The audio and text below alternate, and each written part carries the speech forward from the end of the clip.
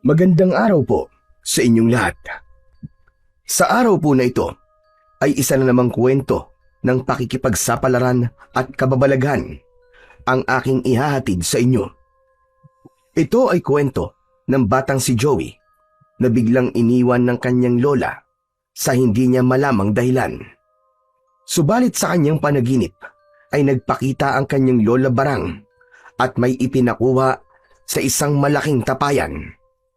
Mga gamit na makakatulong sa bata sa takdang panahon.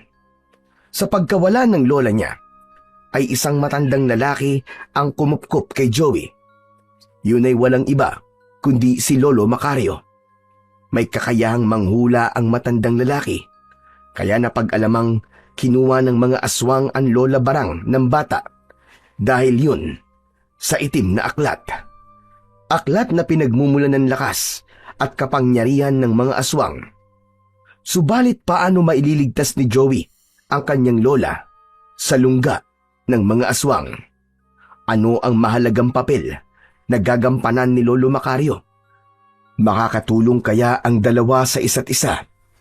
At isang pangyayari na naging problema sa nakaraan ang mabibigyan ng linaw. At kung ano man yun, ay ating aalamin ang sagot sa kabuuan ng kwentong aking ibabahagi. Ngunit bago po ang lahat mga idol, huwag po nating kalimutan mag-subscribe at i-hit ang notification bell sa aking YouTube channel na The Voice Addict at Apong Isaak para sa mas marami pang makapigil hiningang kwentong aswang at katatakutan mula sa mundo ng kababalaghan. Umpisahan na po natin ang kwento. Malakas ang sigaw ni Lola Barang dahil naisturbo ang kanyang pagtulog. Ano bang kailangan mong walang hiya ka? Nasaan ka? At magpakita ka sa akin! Gulat ang matandang babae dahil may kung anong nilalang na naramdaman niyang pumasok sa loob ng kanyang bahay. Wag na wag mo kong tatakutin kung sino ka man, dahil hindi ako natatakot sa iyo. Sige, magpakita ka sa akin. Magpakita ka at matitikman mo kung paano akong magalit. Saglit na katahimikan ang namayani. Nawala ang nilikhang ingay ng nilalang na inaaway ni Lola Barang. Dahil sa lakas ng boses ng matandang babae, ay nagising na rin ang apo niyang si Joey. Lola Barang? Bakit po yun? Ano po ba nangyayari? Bakit parang may kaaway po kayo? May gusto sumalbahe sa akin, Joey. Akala naman niya ay matatakot ako sa kanya. Bakit po? Ano po ba yung nakita niyo, Lola? Maligno. May malignong ibig manggulo dito sa pamamahay natin. Ano? Talaga po, Lola? Teka, anong klaseng maligno po ba? Tiyanak. Tama. Tiyanak nga. Teka, nakita niyo po ba? Hindi. Pero naramdaman ko siya kanina habang natutulog ako. Gumagapag siya. At ibig pa akong atakihin. Pero Lola, baka naman po, hayop lang po yun. Apo, natitiyak kong tiyanak yon.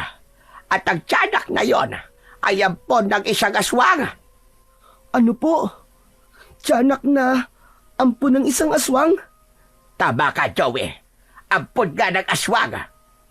Pero, bakit po niya kayo aatakihin? Bakit po kayo aatakihin ng tiyanak na yun? Dahil inutusan siya ng kanyang amo. Palibasa, hindi siya makakalapit sa akin. Bakit naman po, Lola? Kinakatakutan po ba kayo ng aswang? Apo, marami ka pang hindi nalalaman. Gusto ko pong malaman, Lola Barang. Sa takdang panahon, Joey. Sa takdang panahon, sasabihin ko sa iyo. Pero ngayon, ang kailangan na lang muna natin ay mag-ingat. Dahil hindi tayo titigilan ng mga kampon ng kadiliman. Gagawin nila ang lahat para tayo ay guluhin. Pero Lola, bakit nga po ba tayo guguluhin ng kampo ng dilim na sinasabi po ninyo? Saka ko na lamang sasabihin sa iyo. Pero hanggat kasama mo ko, wala ka dapat na ikatakot. Ako ang bahala sa'yo. Sapat na ang binitiwang salita at ipinangako kay Joey ng kanyang lola Barang para kahit papano ay mapanatag ang isipan ng bata. Alam niyang totoo kung magsalita ang kanyang lola, lalo na't maraming beses na niyang napatunayan yon. Ang kanyang lola ang naging tagapagtanggol niya dahil yon ang ipinangako nito sa kanyang inay na namatay sa panganganak ng dahil sa kanya. Nabanggit ng kanyang lola Barang ang tungkol doon, kaya yon ang kanyang pinanghahawakan. Handa siyang protektahan ang kanyang lola Barang sa abot ng makakaya niya. Hanggang buhay ang kanyang lola, may magtatanggol sa kanya sa kahit kanino, kahit pa sa mga masasamang tao o mga nilalang na kampon ng kadiliman. Dahil sa ipinakitang galit ni Lola Barang, ay hindi na nga nagparamdam pa ang nilalang na sinasabi ng matanda. Wala na rin narinig pang anumang ingay sa labas ng kubo. Tila natakot pa nga yata ang nilalang ng dilim sa matandang babae. Lola Barang, wala na po yata yung sinigawan niyo pong nilalang kanina. Yung sinasabi niyo pong tiyanak. Tama ka, Apo. Tumigil din siya. Akala yata niya ay matatakot niya ako. Nagkamali siya ng tao gustong takutin. Wag ako. Matagal na akong takot. Yan ang lola ko. At tapang nga tao. Apo tula ulo, hindi atakbo. Ikaw talaga bata ka, puro kabiro. Sige na, matulog ka na uli. Wag mo kong tulaan. Alam ko na yan. Alam ko susunod mo sasabihin at pag-aasar lang yan. Lola talaga panira eh. Gusto ko lang naman pong tumula eh. Nako. Sa iba mo na lang iparinig yan tulabong yan. Dahil maraming ulit ko lang narinig yan. Tigil-tigilan mo ako. Sige na nga po. Lola, kapag ginulo po ulit tayo ng malignong sinasabi nyo, yung ampon po ng aswang na tiyanak, gisingin niyo po ako At bakit naman? Gusto ko po makakita eh. Hindi pa po kasi ako nakakakita ng tiyanak. Oh, ayan lang sa tabi mo. Nasa salamin. Tingnan mo dyan.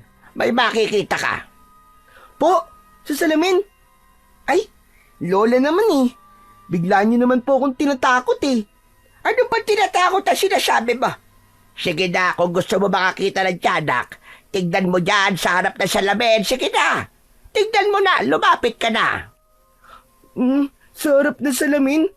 Pero Lola... Oh, ngayon, ikaw naman ang natatakot. Duwag ka rin pala. Hindi po matapang yata ako. Sige po, lalapit na po ako sa harap ng salamin para makita ko po yung tiyanak na sinasabi nyo. Sige na, para makita mo na yung tiyanak na sinasabi ko. Marahang lumapit sa salamin ang may kalakihang batang si Joey. Nakakunot ang noo. Hinahanap sa salamin ang tiyanak na sinasabi ng kanyang lola Barang. Lola naman eh, nagjo-joke naman po kayo eh. Wala naman po akong nakitang tiyanak sa salamin eh. Ano bang nakita mo? Yung sarili ko po. O yun na nga. Yun itsura mo mismo. Yun ang mukhang tiyanak. Hala, Lola naman eh. Pinagtitripan niyo na naman po ako eh. Sa gwapo kong ito, sasabihin yung mukha kong tiyanak. Hindi Apo, pero lang yon. Ikaw naman kasi, masyado kang mapaniwalain. Grabe si Lola Naisahan niyo po ako ron Akala ko totoo na eh. O sige na. Matulog ka na uli. Mahaba pa ang gabi, iho. Lola Barang, paano po kung bumalik po yung tiyanak na sinasabi niyo? Kaya ko na yon. Kaya wag mo akong alalahanin. Sige na, Apo. Magpahinga ka na. At babantayan kita kung kinakailangan. Sumunod na si Joey sa kanyang lola. Bumalik na siya sa pagtulog. Natatawa siya habang nakahiga sa kanyang tulugan. Ganun talaga ang kanyang lola Barang. May oras na bigla siyang pagtitripan para biruin. Palibhasa, Sabi nga ng kanyang lola ay dahil masyado siyang mapaniwalain. Ipinikit na ni Joey ang kanyang mga mata. Maya-maya lang ay nakatulog na ang bata. Samantala, dahil sa nangyari, ay hindi na dalawin ng antok si Lola Barang. Babantayan na lamang niya ang kanyang apo. Pero may naalala siya na dapat niyang gawin. Kaya tumayo ang matandang babae sa kanyang pagkakaupo. Nadiretso ito sa kusina at may kinuha roon saka lumabas ng bahay. Meron lang siyang ibig makita roon. Kailangan ding mapagod muna siya para muling dalawin ng antok at hindi mahirapang matulog. Isang malaking tapayan ang kanyang tinignan sa likod ng kanyang bahay. May maliit doon na dampa na kung tawagin ni Lola Barang ay tuklong. Doon nakatambak ang mga sira at lumang gamit. Dala ang gasera bilang tanglaw ay inalis niya ang nakapatong na malapad na tela saka tinanggal din ang takip ng isang malaking tapayan. Tinanglawan ng loob nun. Nakita niya roon ang isang bag na yari sa balat ng hayop. Napangiti ang matandang babae. Ibig lang sabihin ay naroon pa ang bagay na kanyang matagal nang itinatago at iniingatan. Tiniyak lamang niya na wala pang nakikialam noon. Ibinalik ni Lola Barang ang takip ng tapayan, maging ang telang nakapatong doon. Naisipang tignan ni Lola Barang ang bagay na matagal niya nang itinatago dahil yun sa biglang pagpapakita sa kanya ng tiyanak na ampon ng aswang at kung anong maligno. Alam niyang ito ang mga gamit na kanyang tinignan, ang dahilan ng paggambala ng mga ito sa kanya. At hanggang hawak niya ang mga bagay na yon, ay hindi siya sasaktan ng kahit na anong kampon ng kadiliman. Bumalik na sa kanyang bahay ang matandang babae. Nakakaramdam siya ng antok at kailangan niya nang itulog yun. Napadaan siya sa kamang higaan ng apong si Joey. Mahimbing nang natutulog ang bata at nakanganga ng bagya at naghihilik pa nga ang apo. Napangiti na lamang si Lola Barang at tuloy-tuloy nang pumasok sa kanyang kwarto upang magpahinga na rin. Pasado 3:00 na noon ng madaling araw. Ilang oras na lang ang itutulog niya dahil nakagawian na niyang magising rin ng maaga kahit pa atrasado na siyang matulog. Pagkahiga ni Lola Barang ay naghikab ang matanda at tuluyan na siyang hinila ng pagkaantok hanggang sa ganap na siyang makatulog. Sa pagkakahimbing niyang yun ay wala siyang kaalam-alam nang hindi inaasahang mangyayari sa kanya. Walang tigil ang pagtilaok ng manok na mga alaga ni na Lola Barang. Nagsisimula ng sumikat ang araw. Dahil sa paulit-ulit na tilaok ng manok, ay nagising na rin ang apo niyang si Joey. Kinusot-kusot ang kanyang mga mata at nag-inat ang bata. Bumangon na sa kanyang pagkakahiga at iniligpit ang kanyang tinulugan. Nakasanayan niya ng gawin yun dahil yun ang laging paalala sa kanya ng kanyang lola. Kailangan iligpit kagad ang pinagtulugan. Tumuloy sa kusina si Joey dahil inaasahan niyang naroon at nagluluto na ng kanilang almusal ang kanyang lola. Kaya lamang ay wala roon ang matanda. Wala ring usok o apoy sa kanilang abuhan. Yun ang unang pagkakataon na hindi nakita ni Joey ang kanyang lola sa kusina pagkagising niya. Bumalik siya sa tulugan ng kanyang Lola Barang. Magulo ang pinagtulugan nito at hindi yun nakaligpit. Wala roon ang kanyang lola. Biglang kinabahan si Joey at nagmamadaling lumabas ng kanilang bahay na panayan tawag sa lola niya. Lola! Lola Barang! Lola! Nasaan ka? Lola Barang! Iginala-gala ni Joey ang kanyang paningin. Umaasa na nasa paligid lamang ang kanyang Lola Barang. Kaya lamang, hindi niya ito nakita roon. Wala kahit anino man lang ng matandang babae. Nagsimula ng kabahan ang bata dahil hindi niya makita ang kanyang Lola Barang. Kaya nagtanong na siya sa kanilang kapitbahay na ilang metro lang din ang layo mula sa kanila. Subalit maging sila ay walang masabi dahil hindi raw nila nakikita pa si Lola Barang. Umuwing bigo si Joey. Walang nakakaalam kung nasaan ba nagpunta ang kanyang lola. Nakaramdam ng gutom ang bata. Kaya niya nang magluto, kaya kinuha niya ang ilang piraso ng kamote na naroon sa kanilang kusina. Nilaga niya yon upang maging almusal. Pagkatapos kumain, ay umalis ng bahay si Joey. Muli ay nagtanong siya sa ilang kaibigan at madalas nakakakwentuhan ng kanyang lola. Subalit wala ring masabi ang mga tao. Hindi nila alam kung nasaan si Lola Barang. Malungkot na umuwi si Joey. Naupo na yakap ang tuhod sa isang sulok ng bahay at doon ay nagsimulang tumulo ang kanyang luha. Lola Barang, nasan ka na po ba? Bakit niyo po ako iniwan? Saan po ba kayo nagpunta, Lola Barang? Umasa pa rin si Joey na babalik ang kanyang Lola Barang. Kaya naman sa bawat pagtulog niya ay walang ibang hinahanap ang kanyang mga mata. Nasa paggising niya ay naroon na ang kanyang lola. Subalit nanatiling bigo si Joey dahil wala pa rin ang kanyang Lola Barang. Sinikap niyang kumilos na mag-isa. Para may pagkain siya ay nagluluto siya ng mga bungang ugat na naani niya sa mga tanim nila ng kanyang lola. Hanggang nang sumunod na araw ay isang hindi inaasahang panauhin ang dumating. Pamilyar yun kay Joey. Nasaan ang lola mo, bata? Wala po siya dito, Mang Tasyo eh. Si Mang Tasyo ang may-ari ng lupa na kanilang tinitirhan. Matagal na silang pinaalis dahil naibenta na ang lupang kinatitirikan ng kanilang bahay. Hindi niya masabi sa lalaking kaharap na nawawala ang kanyang Lola Barang. May pinuntahan ba ang lola mo? Sabihin mo sa kanya pag uwi niya na may 3 araw na lamang kayo para mamalagi rito. Tapos ay makakaalis na kayo. Po? Aalis po? Oo, nasabi ko na yun sa kanya. Napag-usapan na namin.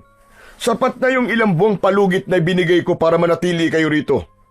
Kaya sana naman ay naiintindihan yun ng lola mo. Hindi na umimik pa si Joey. Hindi rin naman niya alam kung anong sasabihin sa lalaking kaharap.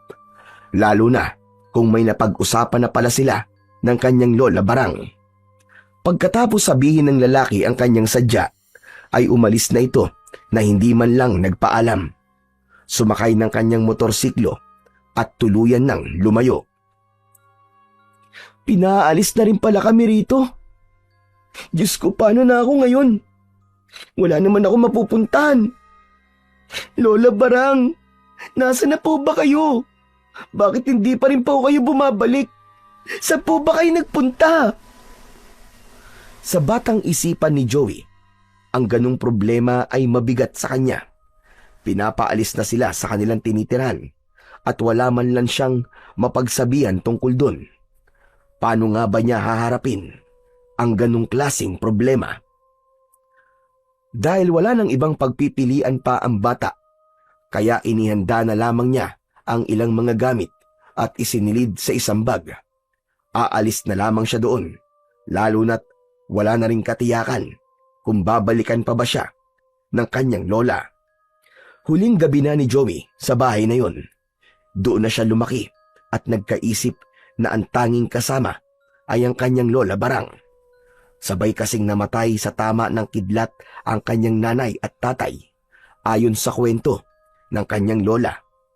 Bumabagyo daw ng sandaling yon at inabutan ng malakas na ulan na may kasamang kulog at kidlat ang mga magulang na galing sa kabilang ibayo. May luha sa pisngi na inilagay ni Joey sa tabi ng kanyang higaan ang bag na kanyang dadalin kinabukasan.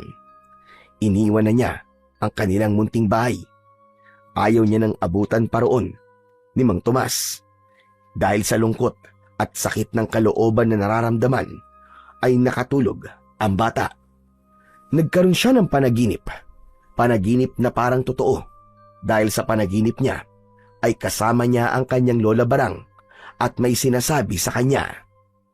Lola Barang, akala ko po, hindi na po kayo babalik. Ano ka ba, bata ka? Hindi naman ako umalis eh. Ilang araw ko na po kayong hinahanap eh. Andyan lang ako. Saka saan naman ako pupunta? Pero Lola, ilang araw na po kayong wala. Saan po ba kayo galing? Ano ba sinasabi mo, Apo? Saka ba't naman kita iiwan? Hindi ba may pangako ko sa'yo? At sabi ko, kahit na anong mangyari, hindi kita iiwan. Ay siya nga pala, Apo. Meron kang dapat na malaman. Ano po yun, Lola Barang? Meron akong mahalagang gamit sa ating tuklong. Nasa loob yon ng isang malaking tapayan. Gusto kong ikaw ang mag-ingat sa mga yon. Kapag wala na ako, kunin mo yon dahil makakatulong yun sa iyo, Apo.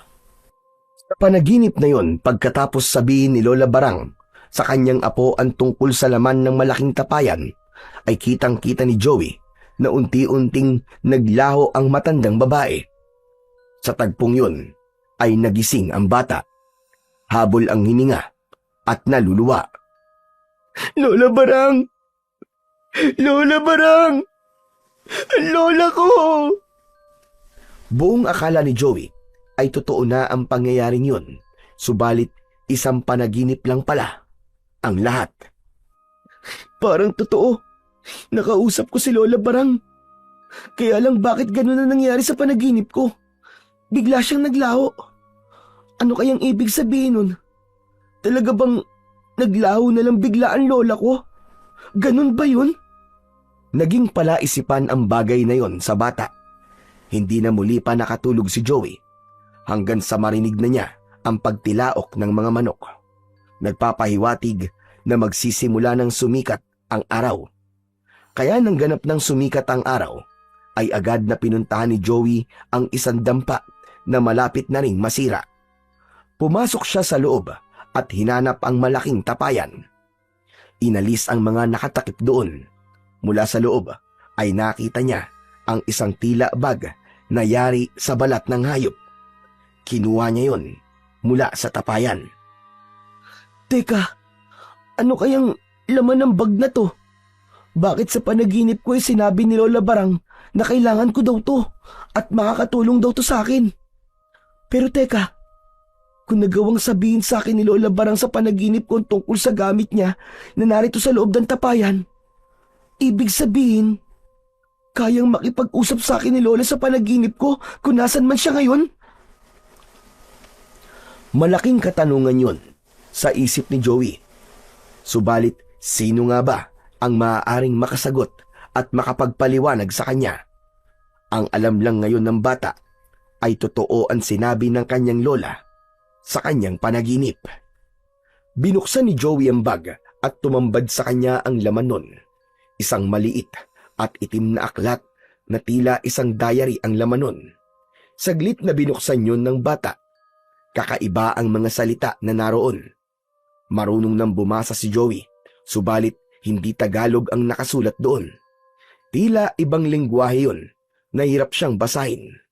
Bukod sa itim na aklat na naroon sa bag, ay isa ring itim na kandila na tila hindi pa nagagamit ang nakita ni Joey. Kasama ng kandila ang isang maliit na supot na yari sa makapal na plastik. Binuksan niya yon at napakunot ng noo si Joey nang makita ang laman ng plastik. Ano ba to? Parang dinurog na bubog ah. Ay teka, hindi to bubog. Asin, malalaking butil ng asin to. Teka, bakit may asin na nakatago ang Lola Barang ko? Para saan ang asin na to? Isang itim na aklat, isang kandilang itim, at asin ang laman ng bag na natagpuan ni Joey sa loob ng tapayan na nabanggit ng kanyang Lola Barang sa panaginip. Ang sabi ni Lola, kailangan ko daw ang mga to. Pero saan ko to gagamitin? Si Lola naman kasi, hindi pa sinabi sa akin kung para saan to eh. Dinaan pa niya sa panaginip. Pambihira. Lola Barang, asa na po ba kayo? Magkikita pa ba ulit tayong dalawa? Lumabas na ng dampa si Joey at bumalik na sa loob ng bahay. Dala niya ang lumang bag na yari sa balat ng hayop. Inilagay yun ng bata sa isang bag na kanyang dadalhin sa kanyang pag-alis. Saka isinakbit na ng bata ang bag at pinagmasdan na ang kabuuan ng kanilang bahay na matagal din niyang tinirahan. Yun na ang magiging huling sulyap niya sa lugar na yon dahil kailangan niya nang umalis. Habang iginagala ni Joey ang mata sa kabuuan ng bahay, ay hindi napigilan ng bata ang hindi maluwa. Lalo na't aalis siya sa lugar na yon na hindi kasama ang kanyang lola. Naisip niya, paano kung sa pag-alis niya ay saka naman bumalik ang kanyang lola Barang? Paano pa sila magkikita? Mabigat ang mga paa na humakbang ang bata palabas ng bahay. Kung saan man siya papunta ay hindi niya alam. Lalong walang katiyakan kung paano ba siya mabubuhay ngayon. Pero umaasa ang bata na hindi siya pababayaan ng may kapal. Yun ang isa sa itinuro sa kanya ng kanyang lola Barang. Huwag mawawalan ng pag-asa at pananalig sa dakilang lumikha. Ang kailangan lang ay humingi ng tulong at manalig sa kanya. Binagtas na ni Joey ang daan papalabas ng baryong yon. Basta lalakad ng lalakad lamang siya. Kung saan siya dadalhin ng kanyang mga paa at aabuti ng pagod, ay doon lang siya magpapahinga. Malayo-layo na rin ang narating ni Joey. Nakaramdam na siya ng pagod, uhaw at gutom. Naupo siya sa ilalim ng isang puno ng balete na nakita niya sa dinaanan niya. Mainam kasi ang magpahinga sa punong yun dahil sa makakapal na dahon at may malalaking ugat na pwede niyang upuan at sandalan. Ay grabe! Kanina pa ako naglalakad. Dito na nga muna ako magpapahinga. Buti na lamang at may dala akong tubig at hinog na saging. Pwede na to para hindi sumakit ang tiyan ko. Kaya lang, sumasakit na ang paa ko sa paglalakad. Aray!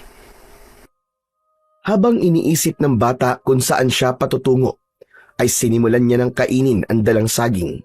Saka uminom na rin siya ng tubig. Nabusog siya at napawi ang kanyang gutom pagkakain ng ilang piraso ng saging na latundan.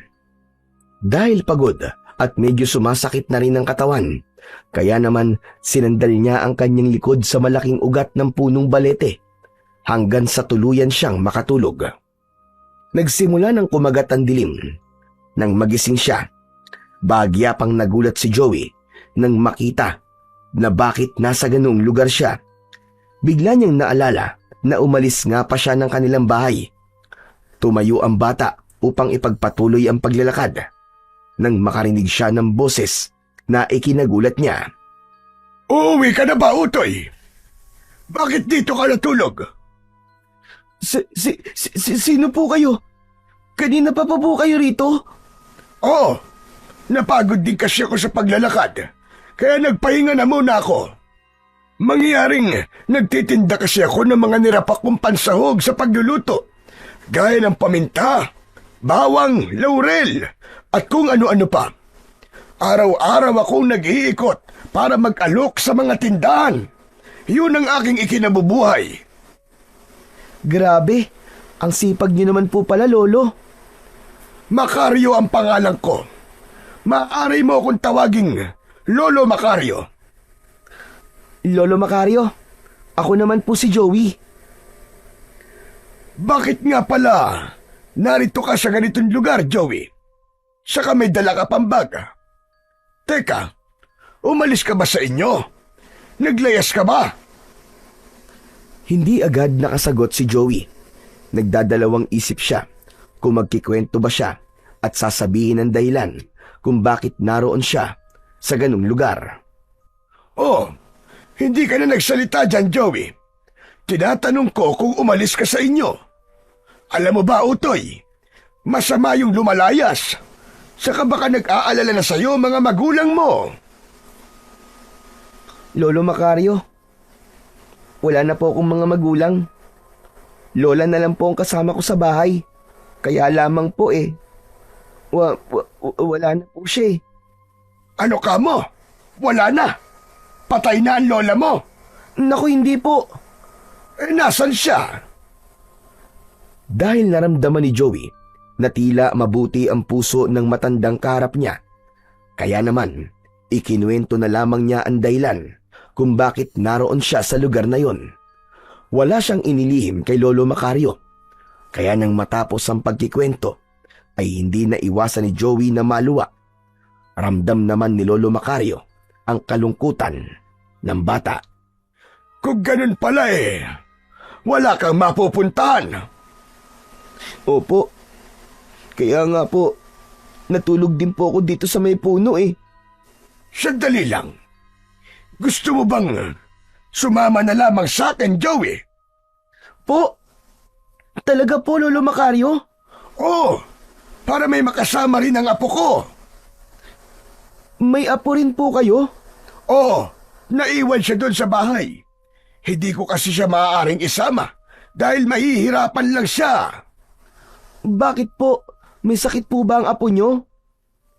Mabuti pa sumama ka na lang sa akin para makilala mo rin ang apo ko.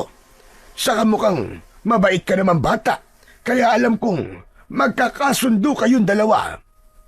Dahil ramdam ni Joey na bukal naman sa loob ni Lolo Macario ang pagyaya sa kanya para tumira sa kanila, kaya sumama siya sa matandang lalaki. Pinasan na ni Lolo Macario ang pahaba at manipis na kahoy na pinaglalagyan ng mga inilalakong paninda. Saka sinimulan na nilang maglakad patungo sa bahay ni na Lolo Macario. Isang maliit at luma ng kubo ang bahay ni Lolo Macario. Hindi nalalayo ang laki nun sa iniwan niyang bahay nila ng kanyang lola Barang. Empoy, apo! Narito na si Lolo! Lolo, salamat naman po't dumating na kayo. Kasi po, kanina pa po ako nagugutom eh. Abay, huwag kang mag-alala. May dalang tinapay ang Lolo. Yung paborito mong kababayan. Wow! Lolo Macario, teka, may kasama po kayo? Paano mo nalaman na may kasama ako, Empoy? Naramdaman ko po na may iba pang tao bukod po sa inyo. Napakalakas talaga ng pakiramdam mo, apo. Siya nga pala. Siya si Joey. At dito na siya titira sa atin simula ngayon. Kumusta ka, Empoy? Natutuwa ko na magkaroon ako ng bagong kaibigan. Ako rin, Joey. Saka tiyak na mabait ka. Kasi isinama ka ng lolo ko. Siya nga pala, Joey. Si Empoy ay hindi nakakakita. Ipinanganak siyang bulag. Oo, Joey. Kaya, pasensya ka na kung di tayo makakapaglaro ng maayos. Okay lang yun, Empoy. Kung hindi man tayo pwede maglaro, pwede naman tayo magkwentuhan na lang. Okay lang ba yun sa'yo? Oo naman. Okay na okay yun. O siya, sige. Maupo ka na muna, Joey. At aayusin ko lang itong mga dala ko. Saka, ihahanda ko na rin itong pagkain dala ko. Tinapay at pansit na nabili ko kanina para tayo ay makakain na. Sa pagsama ni Joey kay Lolo Macario ay tila nawala ang mabigat na pasan-pasan ng bata dahil alam niyang meron na siyang matutuluyan. Hindi na siya matutulog kung saan-saan. Nawala man ang kanyang Lola Barang, pero sa katauhan ni Lolo Macario at Empoy ay nagkaroon siya ng bagong pamilya. Kinabukasan, hindi muna naglako ng kanyang mga paninda si Lolo Macario. Meron din itong maliliit na taniman ng iba't ibang uri ng gulay. Dahil sanay din sa ganong gawain si Joey, kaya tinulungan nito ang matandang lalaki. Pasensya ka na, Joey ha. Hindi ko kayo matutulungan ni Lolo sa pag-aayos ng mga tanim niya. Ayos lang yun, Empoy. Kaya naman na namin ni Lolo Macario to eh. Siya nga pala, Joey. Mamaya pagkatapos ng ginagawa natin dito sa taniman ko, tutulungan kita para malaman natin kung saan nagpunta ang lola mo. Po, talaga po Lolo Macario? Pero paano po? Joey, marunong manghula ang Lolo Macario ko. Saka nagtatawas din siya. Kaya maaari niyang malaman kung ano ba talagang nangyari sa lola mo. Buti naman. Sana po, walang masamang nangyari po sa lola ko. Malalaman natin yan maya-maya lang. Dahil sa sinabing yun ni Lolo Macario kay Joey, ay nagkaroon ng kakaibang sigla ang bata. Kaya tila nagkaroon siya ng inspirasyon habang tumutulong kay Lolo Macario sa paglilinis ng kanyang taniman. Kaya ng hapong yun, gaya ng ipinangako ni Lolo Macario, ay sinimulan niya na ang ritual para malaman kung ano nga ba talaga ang nangyari kay Lola Barang. Dahil may ilang gamit ang kanyang lola na nasa bag, ay yun ang ibinigay ng bata sa matandang lalaki. Isang alam pa yun na sinadya niyang isama sa kanyang dinalang gamit.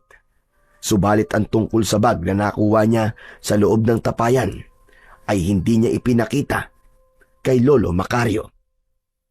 Sa harap ng isang maliit na palangganang may tubig at kandilang may sindi, ay sinimulan ni Lolo Macario ang ritual at orasyon habang hawak ang bandana ni Lola Barang. Nagpatak din ng kandila ang matandang lalaki sa tubig na nasa palanggana, hanggang ang nabuong patak ng kandila ay nagkaroon ng hugis. Buhay! Buhay na buhay ang yun Lola Barang, Joey! Talaga po. Pero, nasan po siya Lolo Macario? Nasan po ang lola ko? At bakit hindi po siya nagbalik? Yun ay sa kadahilan ng biyag siya. Biyag ng mga masasamang uri ng nilalang. Mga aswang ang bumiyag sa lola mo. Sila ang kumuha sa bahay nyo at dinala sa kanilang lungga. Ang sasama naman po nila. Bakit nila kinuha ang lola ko? Anong kailangan nila? May gusto silang kunin sa yung lola. Kaya lamang hindi nila yun basta makuha. Kaya ang lola mo ang kanilang dinala sa kanilang lungga. Kawawa naman po ang lola ko. Huwag ka mag-alala, Joey. Dahil hindi nila pwedeng saktan ang lola mo. Lalo na ang patayin ng yung lola.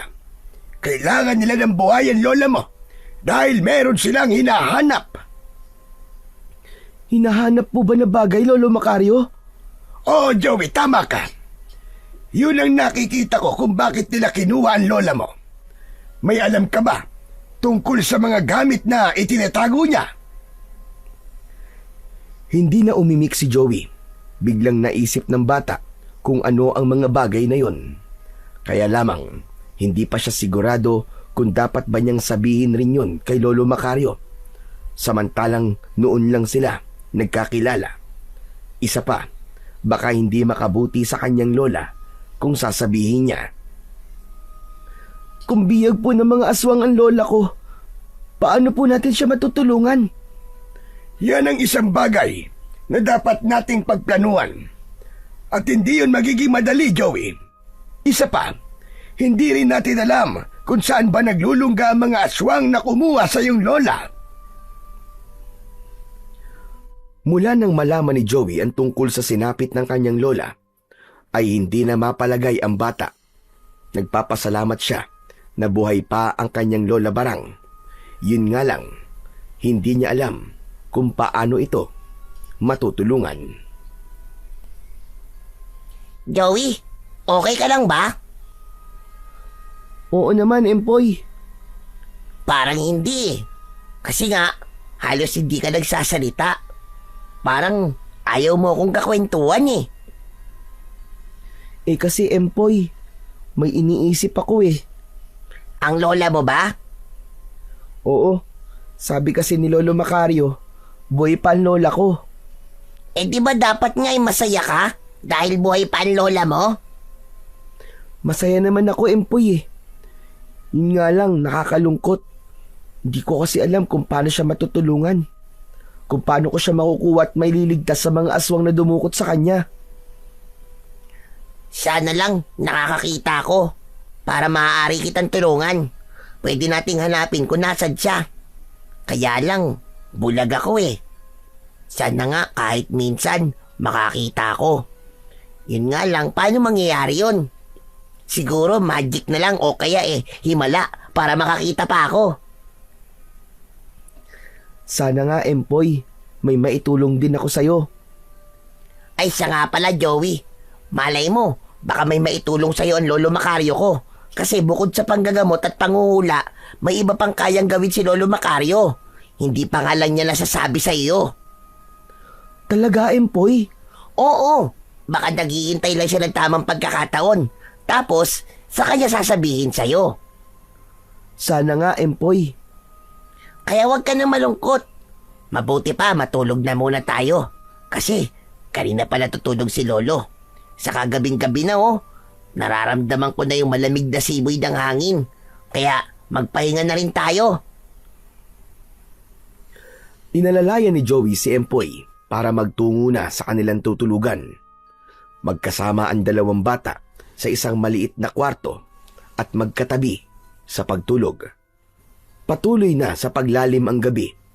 Tahimik na ang bahay ni na Lolo Macario. Maimbing nang natutulog ang dito'y nakatira. Samantala, mula sa kadiliman ay may mga aninong papalapit sa bahay. Ang ilan ay maraan sa paglalakad. Ang iba naman ay gumagapang.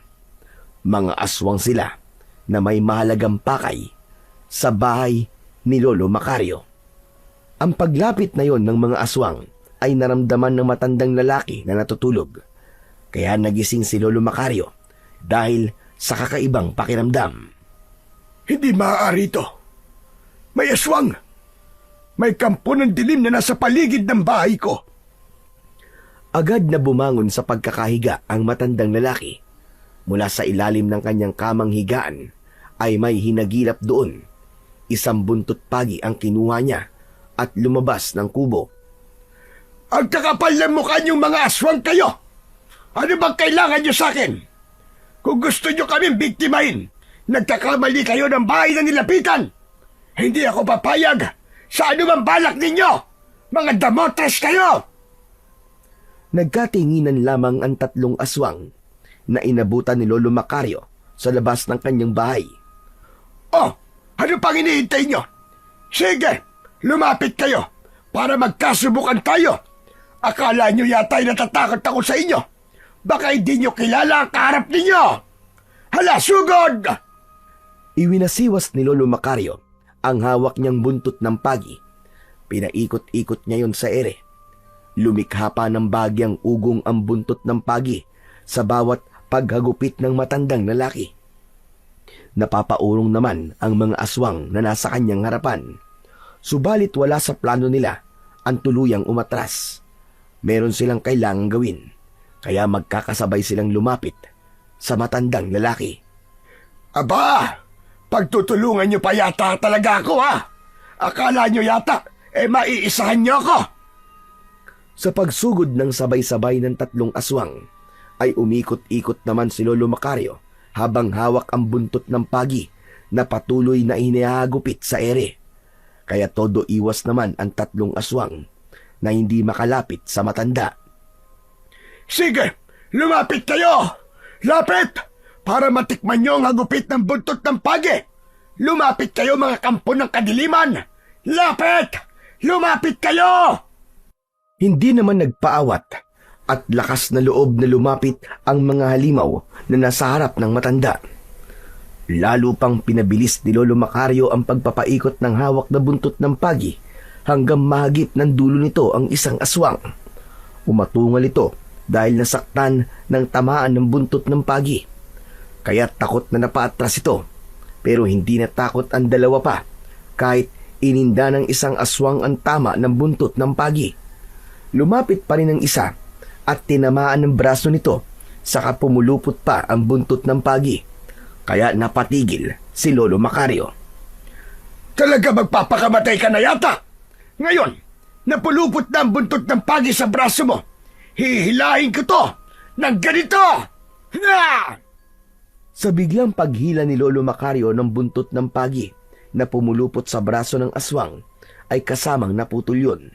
Kaya lalo lamang pumulahaw ang halimaw. Ano ngayon? Eh di natanggalan ka ng isang brasong damotras ka. Ikaw, isa ka pa. Leeg mo naman ang pupunteriyahin ko. Heto! Sa ginawang paghataw ni Lolo Macario sa hawak niyang sandata, ay pumulupot din yun sa leeg ng isa pang aswang. Biglang hinila yun, subalit hindi naputol ang leeg, kundi malalim na sugat lamang ang nilika. Pumulandit pa ang dugo mula sa leeg ng aswang na nasugatan.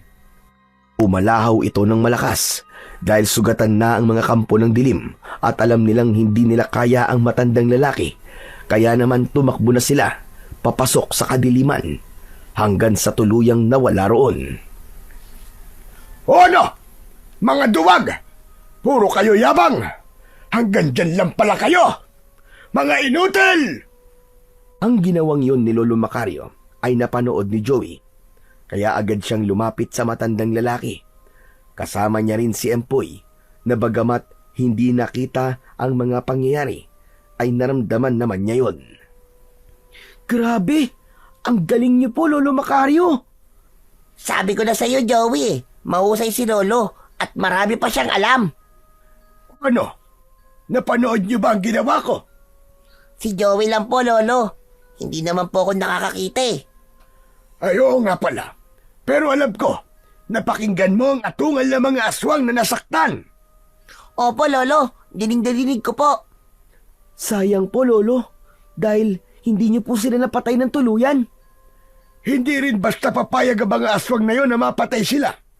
Kaya nga tumakas na lang nang malaman nilang higit pa ron ang pwedeng mangyari sa kanila. Saka madali nilang magagamot ang kanilang mga sugat. Ang naputol na bahagi ng katawan nila ay maaaring tumubo uli. Kaya hindi rin pangkaraniwan ng mga aswang na yon, natitiyak ko. Marami po kayong alam tungkol po sa mga aswang, Lolo Macario. Oo, Joey. Dahil minsan ko na rin nakaengkwentro ang iba't ibang uri ng aswang. Narinig mo ba yun, Joey? Di ba sabi ko nga sa'yo, may magagawa si Lolo Macario. Kaya nga naiintindihan ko na rin, Joey, kung bakit pinag-cruise ng kapalaran ng mga landas natin. Dahil may isang bagay na dapat mangyari. Kung ganun, matutulungan niyo po ako para mahanap po ang lola ko. Oo, may magagawa ko.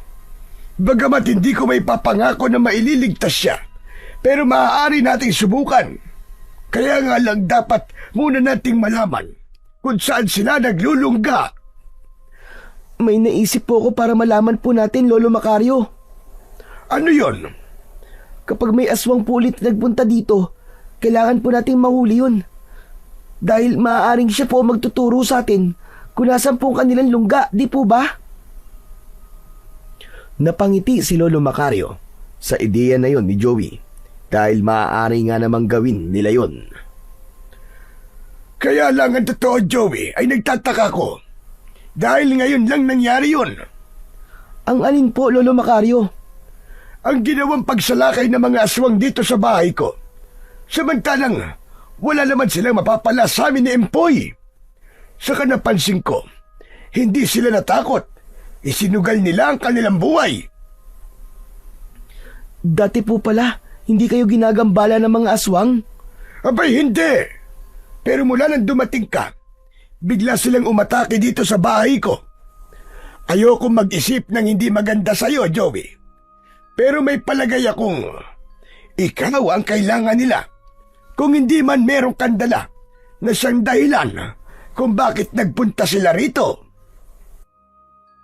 Hindi agad nakasagot si Joey sa sinabi na yon ni Lolo Macario. Ang tanging nasa isip ni Joey ang mga gamit ng kanyang lola barang na naroon sa loob ng kanyang bag.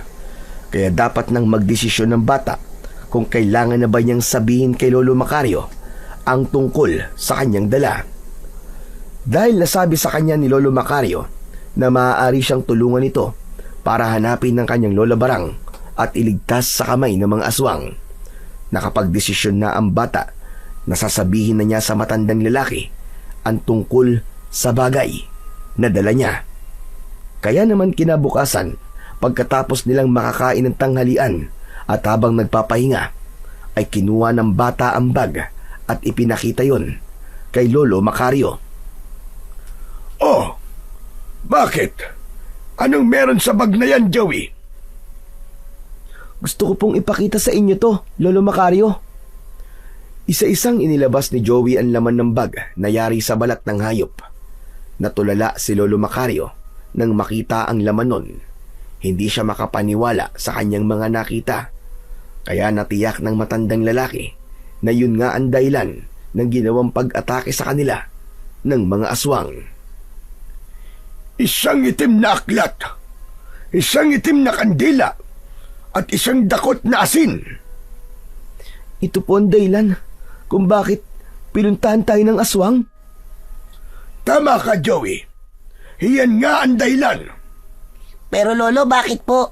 Ano po ba mga yan? Mahalaga po ba yan sa mga aswang?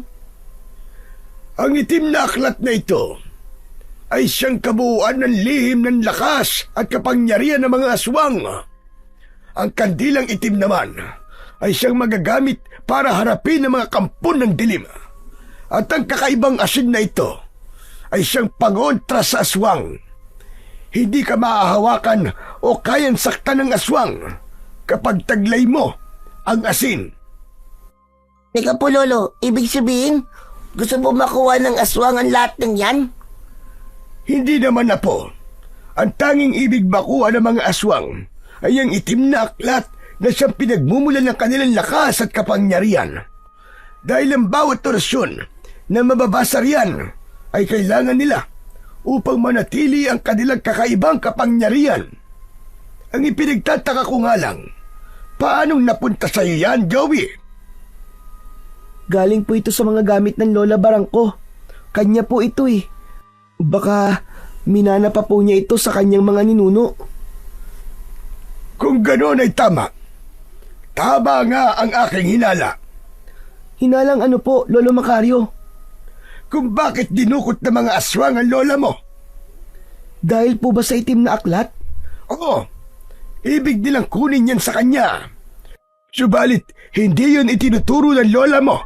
Hindi rin nila magagawang patayin ang lola mo dahil wala pa sa kanila ang aklat. Naku po, kung ganun pala Lolo, hindi tayo titigilan ng mga aswang. Tsak nababalik sila dito. Lalo na't nararamdaman nilang nandito sa atin yung itim na aklat nila. Ganun na nga, Empoy. Dapat pala tayo mag-ingat palagi, Lolo Macario. At wag na wag mong ilalayo sa katawan mo mga yan, Joey. Dahil yan din ang magliligtas sa'yo. Lalo na ang kandila at asin.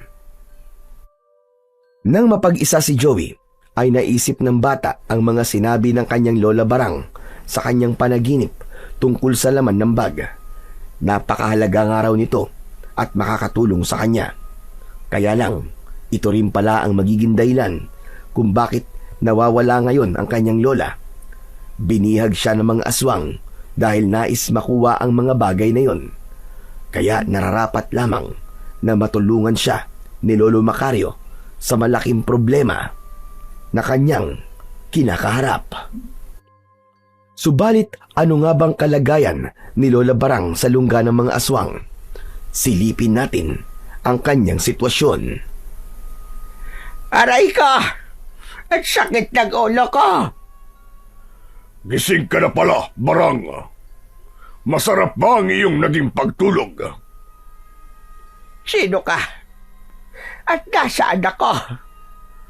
Andito ka lang naman sa aming teritoryo.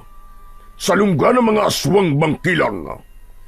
Kami ang makabagong henerasyon ng mga aswang. At ako, si Serafio. Ako ang bagong leader.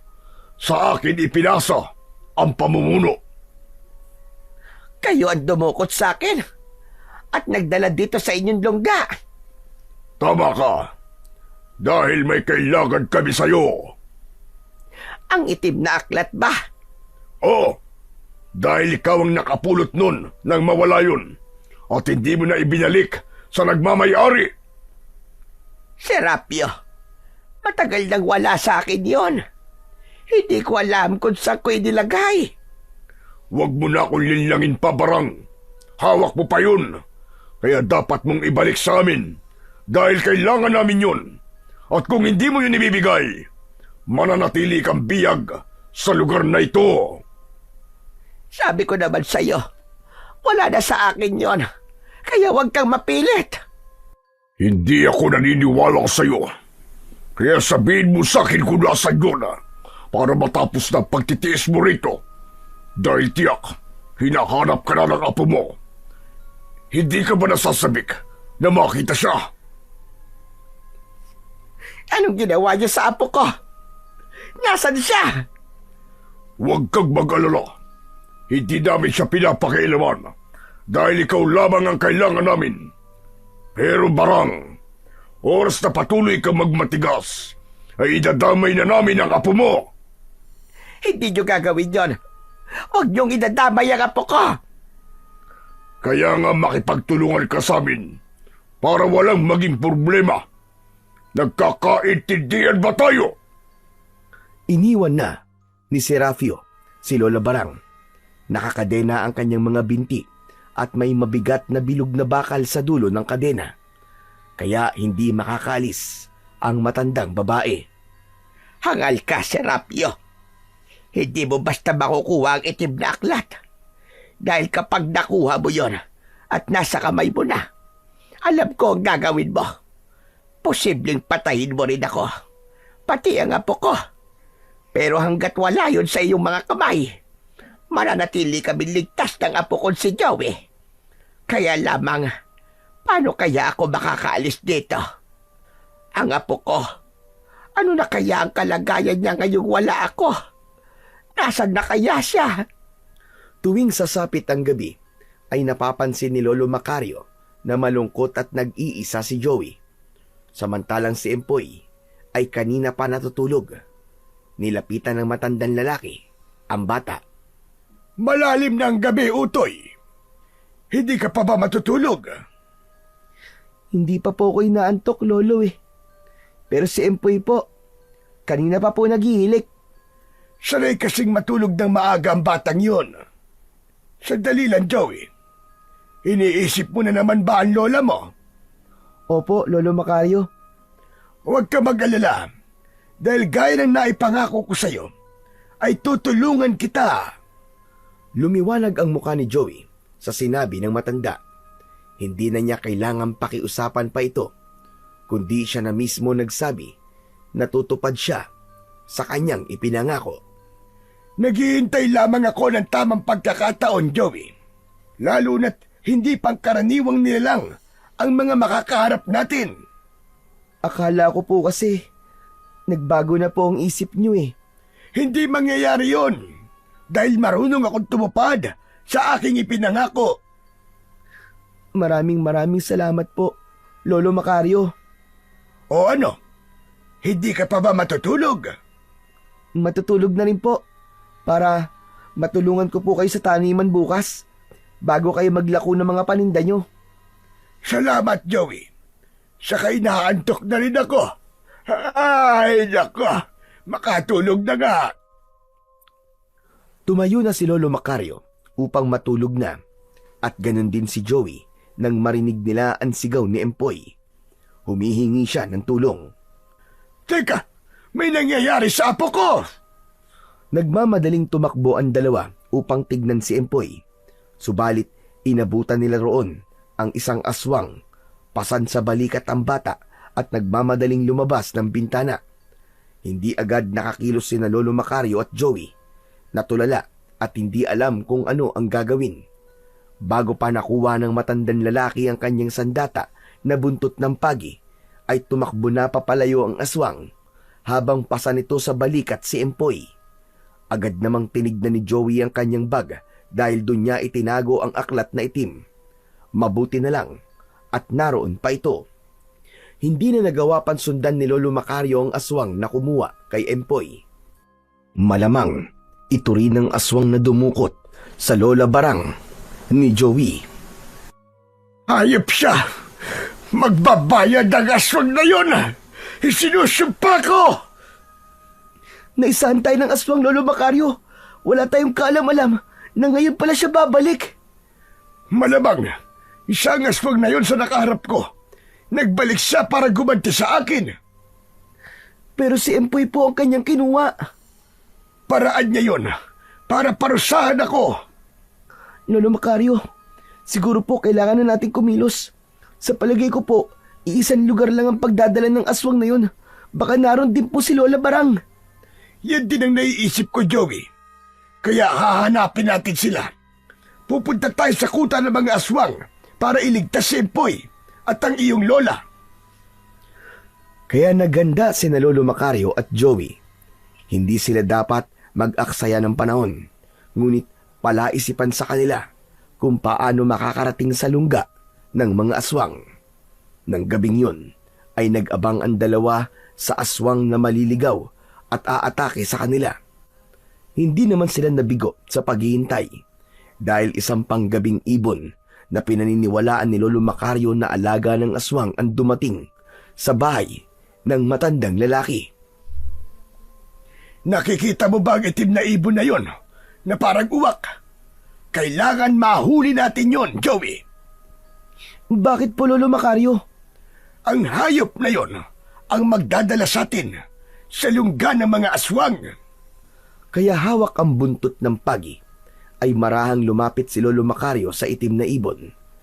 Kailangan hindi nito maramdaman ang kanyang paglapit. Itinaas ng matanda ang hawak na buntot pagi at hinagupit ang ibon. Tinamaan ito at nangisay. Lolo Macario, tinamaan niyo po! Kaya lang, mukhang napatay niyo po yata. Hindi siya maaaring mamatay, Joey. Kailangan natin siya ng buhay. Akin ang ipinahanda ko sa iyong pantali. Agad na ibinigay ni Joey sa matandang lalaki ang pantali at tinalian sa paa ang itim na ibon. Kaya lamang, hindi pa rin ito gumagalaw. Naku, nalintikan na. Napatay niyo yata, Lolo Macario. Ang itim na aklat, kunin mo. Madali ka. Mula sa dalambag ni Joey ay inilabas nito ang itim na aklat. Ano pong gagawin niyo sa itim na aklat, Lolo Macario? Makapangyarihan ito dahil nagmumula sa aklat na to ang kanilang buhay at lakas. Kaya nga mahalaga ito sa mga aswang at ibig nilang makuha. Kampo ng aswang ang ibon, kaya may bisa ito sa kanya. Binuksan ni Lolo Macario ang aklat. Mahirap basahin ng mga letra at katagang nakasulat sa bawat pahina nito. Ngunit nang mabuksan na ang aklat, ay may itim na usok na lumabas mula sa gitna ng aklat at pumasok yun sa itim na ibon. Parang walang nangyari, biglang dumilat ang mata ng ibon at tumayo ito. Nagtangkang lumipad, kaya nga lang, hindi nito nagawa dahil naitali na ito ni Lolo Macario. Ha? Ang astig mo, Lolo Macario! Bigla po nabuhay ang ibon! Sabi ko na nga sa iyo pambihira at kakaiba ang kapangyarihang meron ng itim na aklat na ito. Kaya malaki ang laban natin sa mga aswang na kumuha kay Empoy at sa lola mo. Ano pong gagawin natin dito sa itim na ibon, Lolo? Paliliparin natin ang itim na ibon habang may tali siya sa kanyang paa. Saka isasabit ko rin sa kanyang leeg ang maliit na medalyong ito. Medalyon? Para saan po yan? Panlaban sa mga aswang. Bagamat hindi ito ganung kalakas, pero habang nasa leeg ito ng ibon, ay hindi siya lalayo sa atin. Makokontrol ng medalyon ng paglipad niya, kaya magagawa natin sundan pabalik sa lugar na kanyang pinanggalingan. Sa lungga po ng mga aswang? Tama ka, Joey. Siya ang magdadala sa atin doon. Naghanda na ang dalawa para gawin ang kanilang plano. Pinagdala rin ni Lolo Macario si Joey ng posporo. Kailangan nila yun na pansindi sa kandilang itim na itinatago ni Joey. Dahil ang asin at kandila, maging ang itim na aklat, ay magagamit nila. Kaya nagsimula na maglakbay sina Lolo Macario at Joey. Madilim noon, kaya binabagtas nila ang kadiliman. Tanging liwanag lang mula sa buwan ang kanilang tanglaw. Pinakawalan na rin ni Lolo Macario ang itim na ibon na kanilang susundan. Hindi kaya iligaw tayo ng itim na ibon, Lolo Macario? Hindi niya yun magagawa dahil mararamdaman ng medalyon kapag ibang lugar ang pupuntahan ng ibon. Unti-unting higpit ang tali sa leeg ng ibon. Kaya para hindi yun umigpit at masaktan siya, tamang daan ang kanyang pupuntahan. Nagpatuloy lang sa paglalakad ang dalawa habang ang itim na ibon ay namamalagi naman sa paglipad. May pagkakataon na humihinto rin ito na tila napapagod kaya napipilitan ding huminto sina Lolo Macario at Joey. Samantala, magkasama na sa lugar ng mga aswang sina Lola Barang at Empoy. Walang tigil ang pag-iyak ng bata. Nakaramdam ng awa si Lola Barang dahil naaalala niya ang kanyang apong si Joey sa batang si Empoy. Tama na, iho. Huwag ka nang umiyak. Saka kahit maubos pa ang luha mo, hindi maaawa sa iyo ang mga aswang. Ang sasama po ng aswang na yan. Tinangay niya po ako. Hindi na sila naawa sa bulag po na kagaya ko. Aba, hindi ka pala nakakakita. Opo, Lola. Hindi ko nga po alam kung bakit ako tinangay ng mga aswang na yun eh. Kung anong gagawin nila sa akin. Baka dahil galit po sila sa lolo ko. Dahil sa ginawa sa kanila tapos ako ang gusto nilang gantihan. Maaaring gano'n na nga.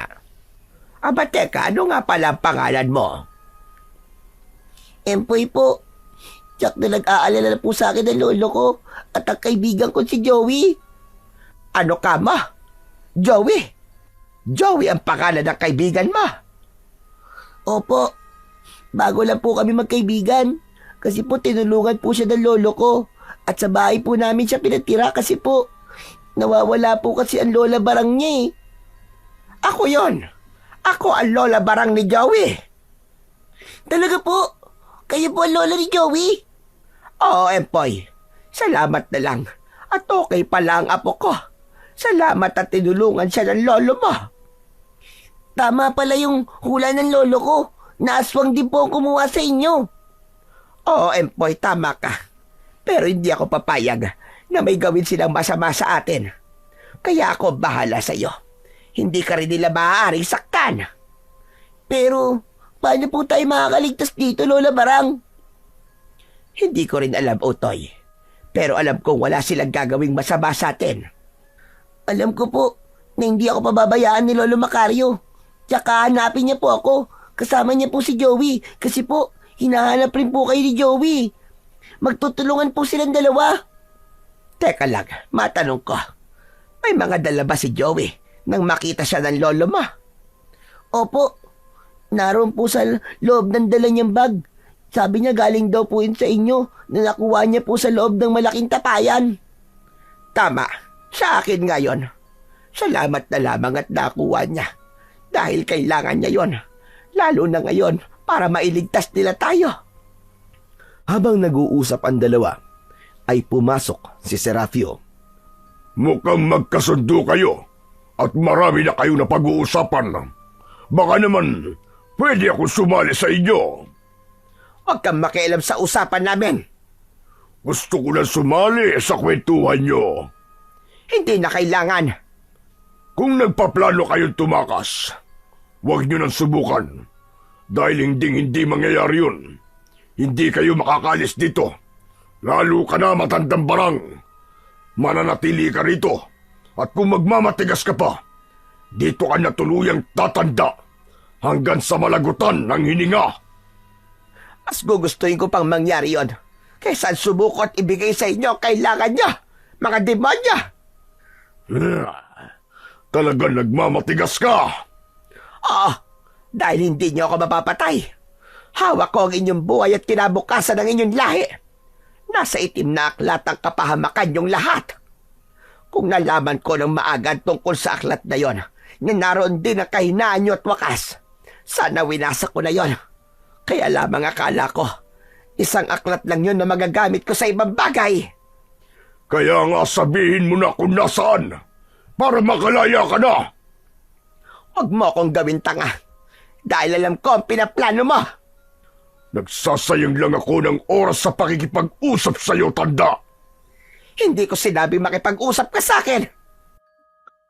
Tinalikuran na ni Serapio si Lola Barang.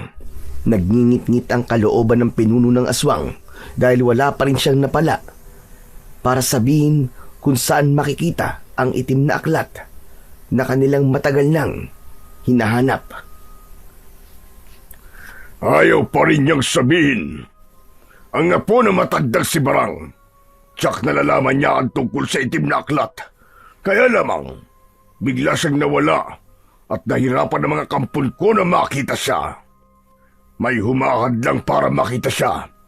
May nagbibigay ng proteksyon sa apo ni Barang. Pagkatapos ng mahaba-habang paglalakbay, ay narating na ni na Lolo Macario at ng ibong itim ang lungga ng mga aswang. Nagsisimula na ring magliwanag noon. Nasa gitna na sila ng kagubatan. Huminto na sa paglipad ang ibon. Dito na nga siguro ang kanilang lungga. Pero saan kaya dito yun? Yan ang dapat nating alamin, Joey.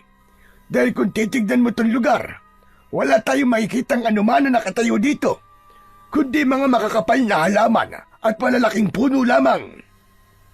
Saan kaya dito ang kanilang lungga? Siguro kailangan kong alisin muna ang medalyon sa leeg ng ibon. Bakit po, Lolo Macario?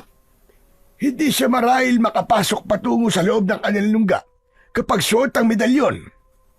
Hinawakan ni Lolo Macario ang itim na ibon at inalis sa leeg ang maliit na medalyon. Pagkatanggal ng matandang lalaki sa kwintas na nasa leeg ng itim na ibon, ay bigla itong lumipad ng mataas na tila nakaramdam ng kalayaan. Nagpaikot-ikot sa ere na tila ba nasisiyahan, saka biglang sumisid paibaba patungo sa gitna ng mga makakapal at madamong lugar sa gubat. Tila nagdive doon ng ibon at bigla na lang naglaw nang makapasok sa masukal na lugar. Hala! Nawala po, Lolo Macario! Nasaan na po yung ibon? Sa gitna ng masukal na mga damo at sa pagitan ng matataas na puno, tsak, doon ang kanilang lungga. Papasok po tayo doon? Oo, pero kailangan muna nating magmatyag. Nagtago sina Joey at Lolo Macario. Hindi sila dapat magmadali at magpadalos-dalos. Kailangan maging sigurado sila sa kanilang mga kilos. Nakita nila na may mga taong lumalabas sa gitna ng masukal na lugar. Mga tila tao, subalit nakakatakot ang mga anyo nito. Sila na yata ang mga aswang na naglulungka dito, Lolo Macario. Tama ka, Joey. Dahil hindi nila maitatago ang nakakatakot nilang anyo. Akala ko po ba, mga tao din po ang mga aswang na yun. Andito sila sa kanilang teritoryo, kaya hindi nila kailangan magpanggap o magkunwari. Maaari nilang ipakita ang kanilang tunay na anyo. Ang papangit po nila. Pero sana, wala silang masamang ginawa kina Lola at Empoy. Abay, dapat lang. Lolo Macario, tignan niyo po yung isang aswang na yun, oh. Palinga-linga po siya sa paligid. Nakikiramdam yan. Siguro naaamoy niya tayo. Ano pong gagawin natin? Baka makita niya po tayo. Hayaan mo siya. Mainam nga na makita niya tayo. Tsak namang patay siya.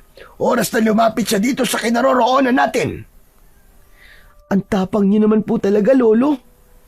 Hindi tayo dapat magpakita ng takot at kahit kahinaan man lang sa mga nilalang na yan. Dahil kapag nakita nila yon, lalo lamang sila magkakaroon ng lakas ng loob para tukutin at atakihin tayo. Lolo, mukhang naaamoy niya nga po tayo. Huwag ka mag-alala. Akong bahala. Pero humanda ka. Patuloy sa paglapit ang isang aswang na tila naaamoy sila. Sige lang.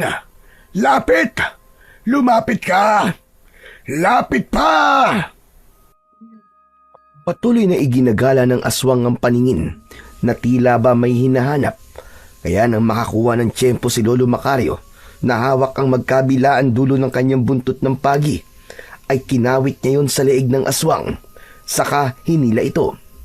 Nag-iisa lang ang aswang ng sandaling yun, kaya walang nakakita sa nangyari. Ipinulupot ni Lolo Macario ang buntot ng pagi sa leeg ng aswang hanggang sa tuluyan itong masakal at malagutan ng hininga. Walang nagawa ang aswang dahil sa kakaibang bisa din ng buntot ng pagi. Isa pa'y taglay din ng matandang lalaki ang medalyon na ginamit niya sa itim na ibon. Ang astig mo talaga, Lolo. Ganyan ang gagawin natin kapag may nakita pa tayong aswang. Paano po kung marami sila? Ibang usapan na yon, Joey. Siguro po, ang dapat po muna nating gawin ay hanapin po kung saan lugar naroon ng lola ko at si Empoy.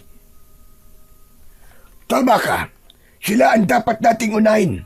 Kailangan iligtas muna natin sila bago tayo humarap sa mga aswang. Tiyakin muna natin ang kanilang kaligtasan. Samantala, habang nagpapahinga si Serapio, ay dumapaw sa kanyang hita ang itim na ibon na nagdala kina Joey sa lugar na yon. Siya pala ang may alaga rito. Naglayas ka na naman, Matilde.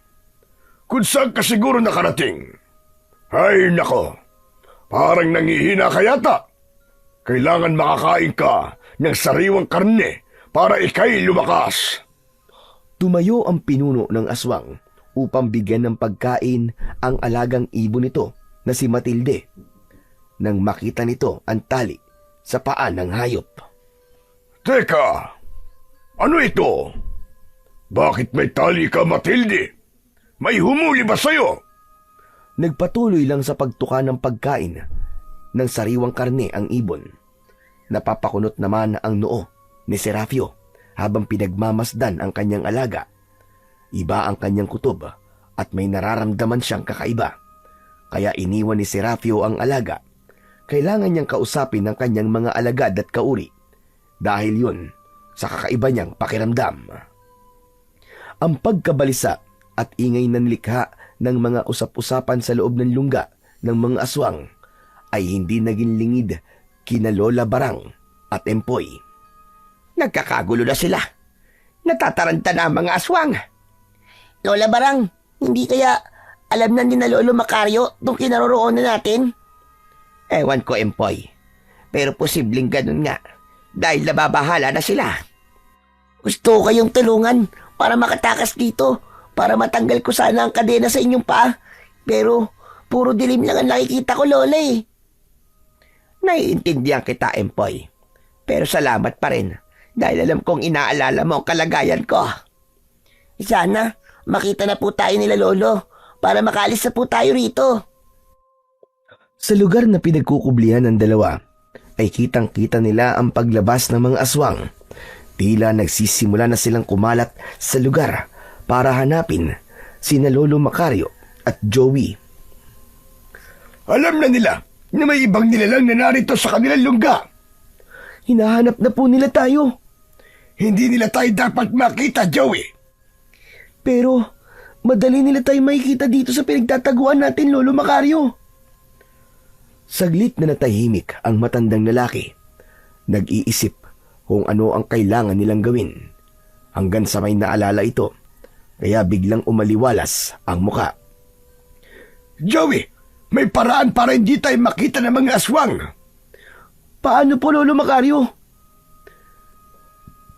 Hiningi ni Macario sa bata ang itim na kandilang nasa loob ng bag ni Joey, pati na rin ang posporo na dala nila. Wala nang tanong-tanong pa si Joey at agad niyang ibinigay sa matandang lalaki ang itim na kandila at posporo. Para saan po ba yan, Lolo? Maliwanag naman po pero bakit kailangan niyo po ng kandila? Hindi ko rin sigurado, Joey, pero susubukan ko. Nagkiskis ng palito ng posporo si Lolo Macario at saka sinindihan nito ang kandilang itim na hawak ni Joey. Nang magningas ang mitya ng kandila, ay may napansin si Lolo Macario kay Joey. Nagkaroon nga ng bisa! Bakit po, Lolo Macario? Titig na titig po kayo sa akin Tama nga ako. Unti-unti kang naglalaho, Joey. Hala, oo nga po, Lolo Macario. Nawawala po ako! Ibig lang sabihin, talagang may kakaibang kapangyarihan ang itim na kandila. Naglalaho ang sino mang may hawak nito habang may sindi. Buti naisip niyo po yun. Pero kung ako lang po naglalaho at hindi makikita ng mga aswang, paano po kayo? Humawak ang matandang lalaki sa braso ni Joey. Pagkahawak nito sa braso ng bata, ay unti-unti na ring naglaho si Lolo Macario. Lolo Macario! Pati po kayo naglalaho na rin! Oo, Joey. Kaya sa tulong ng kandilang itim, makakapasok tayo hanggang sa loob ng kanilang lungga na walang makakakita sa atin. Kaya malaya nating mahanap ang apo ko at ang lola mo. Ibig sabihin, tanging kandila lang po ang kanilang makikita? Maging ang kandila ay hindi rin nila makikita, Joey. Pero, paano po kung biglang mamatay po ang sindi ng kandila? Yun ang dapat natin pag-ingatan, na huwag mamamatay ang sindi ng kandila, kundi mabibisto talaga tayo. Ito pong asin, saan kaya ito magagamit, Lolo Macario? Tsak takot dyan ang mga aswang. Kaya mamaya, malalaman natin kung ano pa ba ang magagawa ng asin na yan. Dahil sa natuklasan ni na Lolo Macario at Joey, ay hindi na sila nag-aksaya pa ng oras. Kumilos na ang dalawa habang nakasindi ang kandila. Kaya naman, nagawa nilang pasukin ang daan patungo sa loob ng lungga ng mga aswang. Bawat aswang na kanilang madaraanan at nakikita nilang nagtataka dahil ramdam nila na may ibang nilalang subalit wala silang nakikita. Ang tungkol doon ay nakarating na rin kay Serafio. Tama kayo mga kasama. Nararamdaman kong may ibang nilalang dito sa lugar natin. Hindi pangkaraniwan ang taglay nila. Kaya maaaring malagay tayo sa panganib. Kaya maging mas matalas ang pakiramdam nyo. Maging mapagmatsyag kayo. Dahil aluman sa dali, ay maaaring may gawin sila. Nagbigay ng babala ang pinuno ng mga aswang sa kanyang mga kasama. Kaya naging handa ang mga ito dahil delikado sila. Samantala, kanina pa ginagalugad ni na Lolo Macario at Joey ang bawat sulok ng lugar na yon. Hinahanap ang mga mahal sa buhay na dinukot ng mga kampon ng dilim. Hindi pa natin sila nakikita, Lolo Macario. Konting tiyaga pa at makikita din natin sila. Nagpatuloy sila sa paghahanap hanggang may nakita sina Lolo Macario na isang lagusan. Daan ito, patungo sa ilalim ng lupa. Lolo, bakit nariyan po sila? Diyan nila'y kinulong si Lola at Empoy. Pumasok tayo, Joey. Pero ingatan mong huwag mamatay ang sindi ng kandila. Opo, tara na po. Malayang nakapasok ang dalawa sa lagusang nakita nila. Hindi nga sila nagkamali dahil naroon ang kanilang hinahanap. Agad nilang nilapitan ang mga ito dahil hindi nakikita ni na Lola Barang at Empoy sina Lolo Macario at Joey. Kaya naman, natakot sila. May humawak sa kamay ko. Sino kayo? Sa akin din po. May umawak din po, Lola Barang. Huwag kang matakot, Apo. Ako ito ang lolo mo. Lola Barang, ako po to si Joey. Huwag po kayo matakot. Joey, apo. Ikaw nga ba? Bakit hindi ko kayo makita? Ano nangyari sa inyo? Ang kandilang itim po, Lola. Ginamit po namin. At nalaman po namin ang bisa nito. Nagkaroon kayo ng tagabulag. Hindi namin kayo nakikita dahil sa may sinding kandila. Opo, Lola Barang. Kaya tama po kayo. Matutulungan po ako ng mga bagay na nakita ko sa malaking tapayan. Ang itim na aklat. Dala mo ba? Opo, Lola. Narito po sa loob ng dala kong bag. Ingatan mo yan, Joey. Dahil yan ang tatapos sa kasamaan ng mga aswang. Pero dapat muna tayo makalabas dito. Lola, kasama ko po ang Lolo Empoy. Lolo, parang tahimik po yata kayo. Joey, kailangan na natin umalis dito. Hindi na tayo dapat magtagal pa. Empoy, Apo, humawak ka sa akin. Opo, Lolo. Kayo rin po, Lola Barang. Humawak po kayo sa akin. Kailangan nakahawak po kayo para kayo man po ay madamay sa pagkakaroon po ng tagabulag. Mabilis ang kilos ng apat upang makalabas na sila sa lagusang yun. Subalit nang papalabas na sila ay may nangyaring hindi inaasahan. Ano po yun? Gumagalaw ang lupa. Lumilindol! Kailangan makaalis na tayo rito. Baka magkaroon ng pagguho at matabunan tayo ng lupa. Malilibig tayo dito ng buhay. Halika, bilisan nyo! Sana lang huminto din kagad ang paggalaw ng lupa! Subalit habang nagmamadali sila sa paglabas ng lagusan, ay lalong lumalakas ang pagyanig. Samantala, alamin naman natin kung saan nga ba nanggagaling ang mga pagyanig na yon. Ang mga walang hiyang minero! Sila na naman ang may pakana ng pagyanig! Opo, tama po kayo, pinuno. Ayaw na naman silang paawat. Nagpapasabog na naman sila ng mga bundok para makakuha ng mina. Dahil sa kanila, maging ang mga kuta nating mga aswang ay nasisira. Nawawalan tayo ng pagtataguan. Pinuno, kung salakayin kaya natin sila. Hindi na. Magsasayang lamang tayo ng panahon. Titigil din ang mga yan. Basta wag na wag lang silang aabot dito sa ating lungga. Kundi ay may paglalagyan talaga sila. Pinuno, huminto na po ang pagyanig. Sabi ko naman sa'yo, titigil din ang mga walang yan. Huwag niyo nang isipin ang tungkol sa mga minero na yon. Ang kailangan niyong gawin ay hanapin ang nilalang na posibleng narito lang sa ating lungga. Dahil hanggang ngayon ay nararamdaman ko pa rin narito sila. Kanina pa po naghahanap ang mga kasama natin. Sikapin niyong makita sila. Alamin niyo kung sino ang nilalang na yun na naging pangahas para pasukin ang ating lungga. Dahil luminto na ang pagyanig, kaya napayapa na rin ang kalooban ni na Lolo Macario. Ganap na silang nakalabas ng lagusan. Ngayon naman ay ang paglabas sa lungga ng mga aswang ang kailangan nilang malagpasan. Maraming mga aswang sa lugar na nadaraanan ng apat na magkakasama na papalabas ng lungga.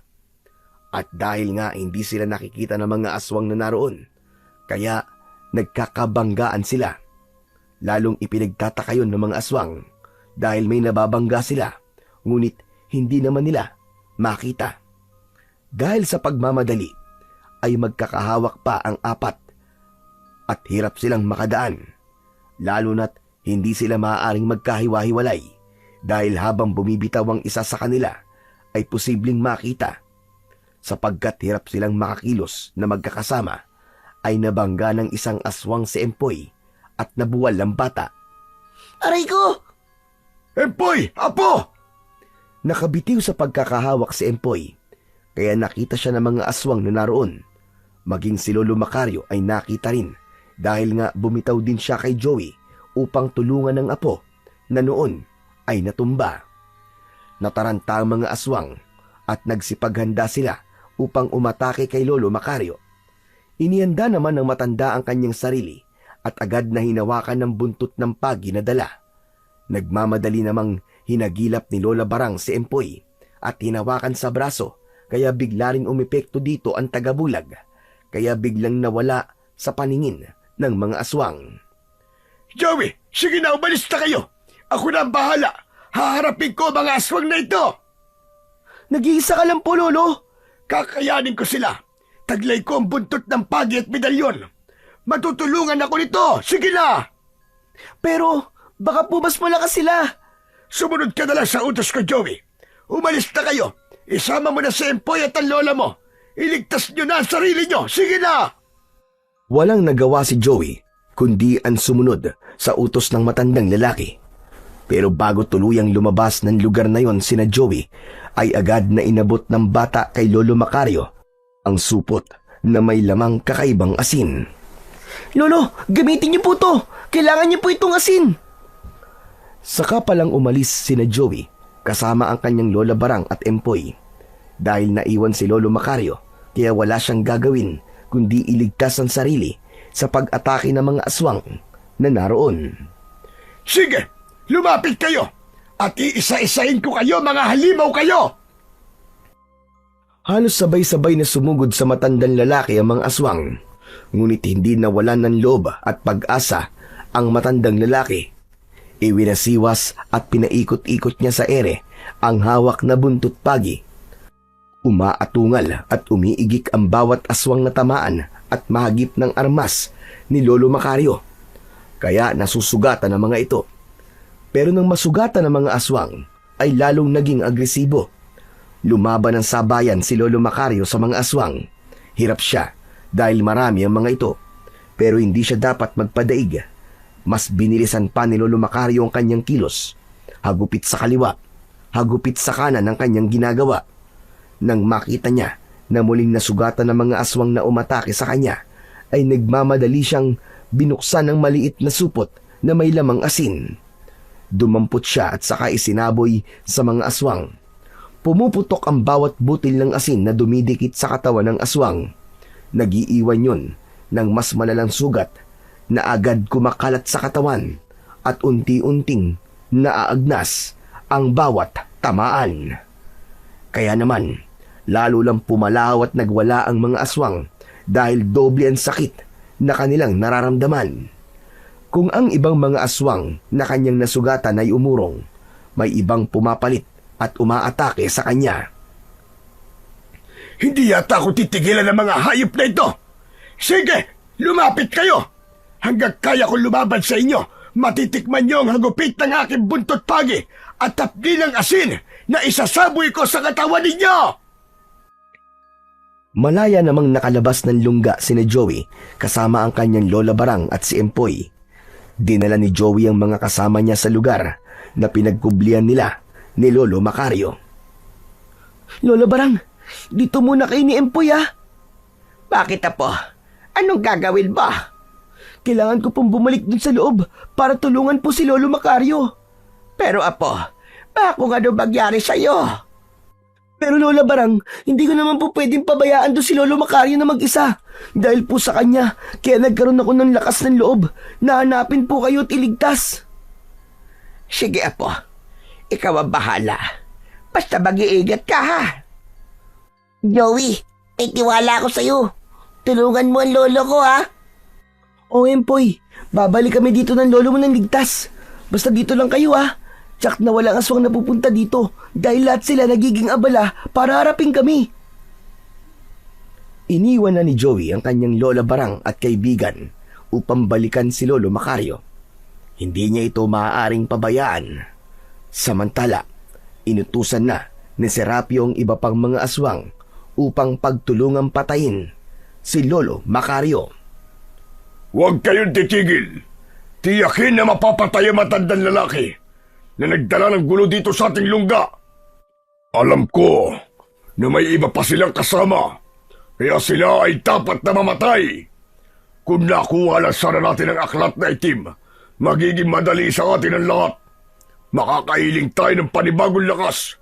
Subalit hanggat hindi yun nakukuha, kailangan natin na magtulungan para harapin at sinumang ibig guluhin ang ating lungga. At nagpaplanong tapusin tayong lahat. Patuloy sa pakikipaglaban ng matandang lalaki.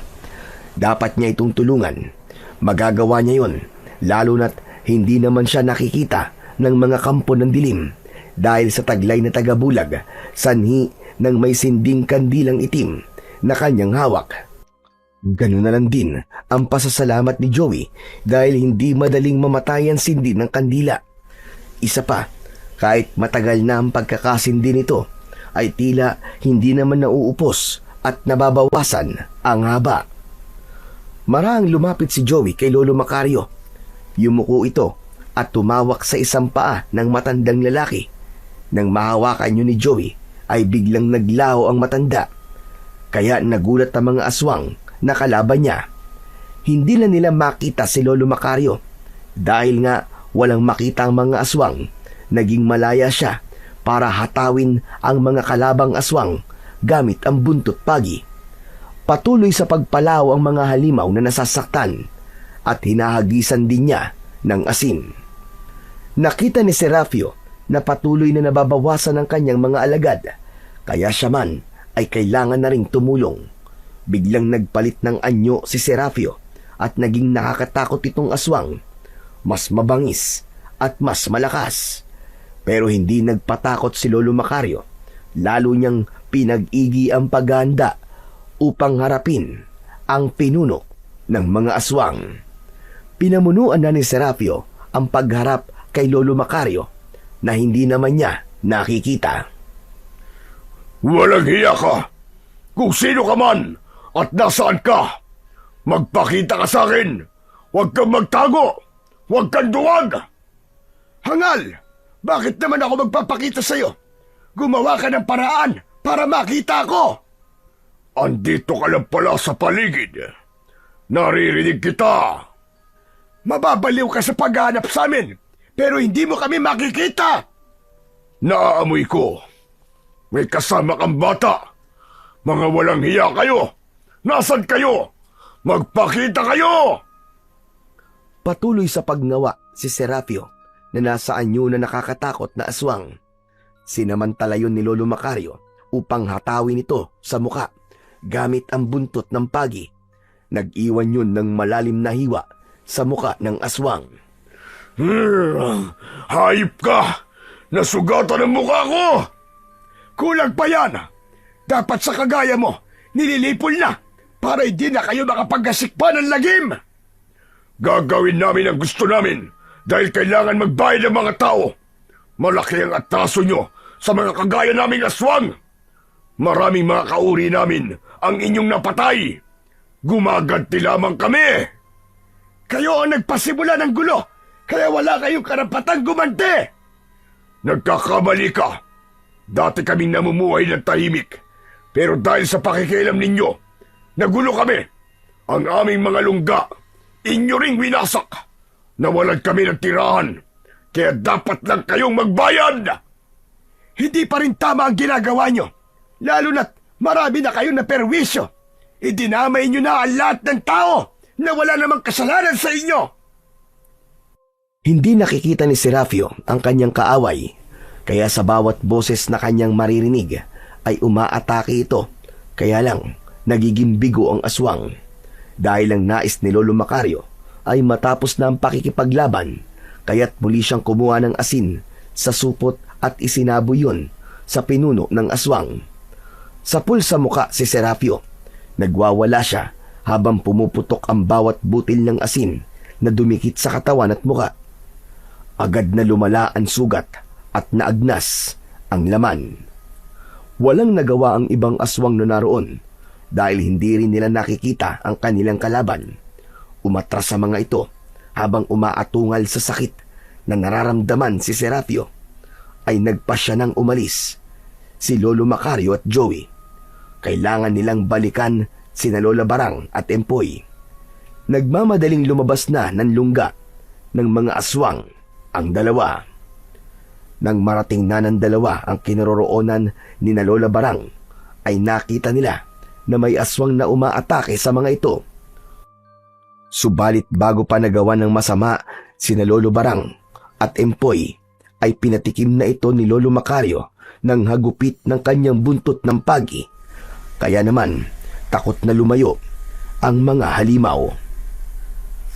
Buti na lang at dumating kayo. Akala namin ay kung mapapano na kami ni Empoy. Lolo, salamat po't ligtas po kayo ni Joey. Oh, Apo, salamat sa Diyos. Kailangan na natin umalis dito. Hindi po namin tsak kung matutuluyan ng pinuno ng mga aswang. Pero may mga alagad po silang gumagala. Baka masundan po tayo. Apo, hindi tayo maaaring umalis hanggat hindi natin natitiyak na ubos na sila. Paano po natin gagawin yun, Lola Barang? Ngayong magkakasama na tayo at wala na sa kamay ng mga aswang. Nasa labas na rin ang kanilang lungga. Magagamit na natin ang itim na aklat. Akin na, ibigay mo sa akin. Agad na kinuha ni Joey ang itim na aklat at ibinigay sa kanyang Lola Barang. Ito ang tatapos sa lahat ng kasamaan nila. Dahil alam ko na kung paano sila mauubos. Narinig ko yon sa pakikipag-usap ng kanilang pinuno sa ibang mga aswang. Kung ang sekreto ng kanilang lakas ay narito sa itim na aklat na hawak natin, ito rin ang tatapos sa kanila. Kaya hindi ito dapat makuha nila. Kaya ngayon gamit ang kandilang itim. Susunugin natin ang bawat pahina ng aklat na ito. Tulungan niyo akong punitin ang bawat pahina. Madali kayo! Agad na sinunod yun ni Joey at tumulong na rin si Lolo Macario. Isa-isa nilang sinunog ang bawat punit na pahina ng aklat na itim. Sa bawat pahinang nasusunog ay naririnig nila ang pagpalaw ng aswang mula sa lungga. Yun na ang kanilang magiging kamatayan dahil magiging abo na ang bawat pahina na pinagmumulan ng kanilang lakas na ang tanging makakapuksa ay ang apoy mula sa kandilang itim na matagal ding itinago ni Lola Barang. Kung alam ko lang na ang pagsunog sa mga pahina ng aklat na itim ang tatapos sa mga aswang, matagal ko na sanang ginawa yon. Kaya lamang, nang dukutin ako ng mga aswang, saka ko lang nalaban. Sana, hindi na umabot pa sa ganitong gulo ang lahat. Hindi mo dapat isipin yon, Barang. Ang mahalaga ay ligtas tayo at nalipol ang mga aswang at hindi na sila makakapanggulo pa. Tama po si Lolo Macario, Lola Barang. Saka ang mahalaga, ligtas tayong lahat. Walang masamang nangyari sa atin. Isa pa, ngayon ko lang lubos na naiintindihan kung bakit kailangan mangyari ang lahat ng ito. Dahil yun pala ay merong iba pang dahilan. Ano po yun, Lolo Macario? Para mag-cruise ang landas namin ni Barbara at magkita ulit kami nang maipaliwanag ko sa kanya ang lahat kung bakit hindi ko siya nabalikan na alam kong labis niyang ikisasama ng loob. Ano po? Barbara? Oo, Apo. Yun ang totoo kong pangalan. Ibig niyo po ba't sabihin, magkakilala po kayo ni Lola Barang, Lolo Macario? Hindi lang basta magkakilala, Empoy, kundi siya ang babaeng dati kong minahal. Nagkahiwalay lamang kami dahil inisip niyang iniwan ko siya. Subalit ang katotohanan, lumayo ako para labanan ng mga aswang sa ibang lugar. Hindi ako nagpaalam sa kanya para di siya mag-alala sa akin. Kaya inisip niyang wala akong pakialam at basta ko na lamang siyang iniwan. Pero nang magbalik ako, wala na siya. Lumayo na at hindi ko na nakita pa. Tapos ngayon, nagkita ulit kayo. Wow! Ang astig naman! Kaya sana, paniwalaan mo ko, Barbara. Hindi kita basta iniwan. Nagkaroon man ako ng ibang pag-ibig, pero kahit kailan, hindi ka nawala sa puso ko. Ganon din naman ako, Macario. Kahit kailan, hindi ka na maglit sa damdamin ko. Kung ganon, talaga nga palang pinagtagpo ulit tayo ng tadhana para ayusin ang gusot ng nakaraan at maging malinaw ang lahat para sa ikalawang pagkakataon. Ayos din! May second chance pa pala! Nakakatuwa naman. Dati pala kayong magjowa, Lolo Macario, Lola Barang. Ngayon ay itutuloy na namin yon. Sana mga apo ay okay lamang sa inyo.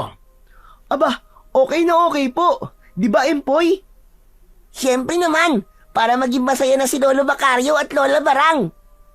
Grabe! Isipin mo yun, ang galing, di ba? Dahil sa mga aswang, nabuo uli ang love story ni na Lola Barang at Lolo Macario. Grabe! Happy ending talaga to! Tapos na ang gulong hatid ng mga kampon ng kadiliman. Ngunit may dalang bagong simula para sa pagmamahalang minsan ay hinadlangan na nabalot ng sakit at pangungulila. Ngayon ay ipagpapatuloy para sa mas masayang pagsasama. Laging puno ng misteryo ang buhay ng tao. May kanya-kanyang kaparaanan upang pagkatapos ng lahat ng sakit at pagdurusa ay darating din ang inaasam-asam na kaligayahan at kapayapaan upang muling lumigaya ang puso para sa tunay na pagmamahal.